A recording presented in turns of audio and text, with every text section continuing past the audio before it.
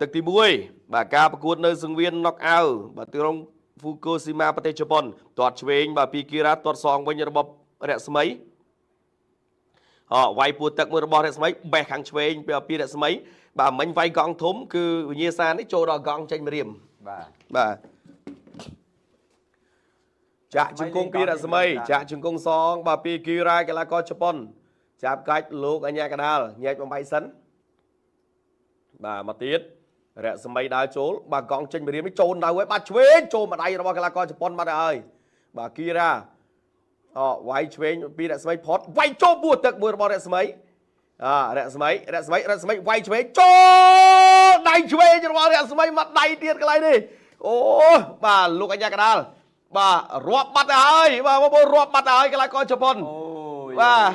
រាប់បាត់ហើយនៅក្នុងទឹកទី1បាទកង់ចេញម្រាមនេះចូលដៃមិននៅទេលោកម៉ាទីនបាទចាប់ដើមចូលបន្តទៀតរបស់រស្មីវុតឆ្វេងថែមស្ដាំបាទដើរចូលវាយឆ្វេងទៀតរបស់រស្មីងើបលឿនទេលឿនរាប់ទៀតជាលើកទី2អូបាទណែលោកប្អូនតែវបាទសង្ស័យផ្ដាច់ទឹកមួយបងប្អូនបាទសង្ស័យផ្ដាច់ទឹកមួយវាយឆ្វេងចូលឆ្វេងទៀតរបស់បាទរស្មីតាមវាយឆ្វេងចូលមួយទៀត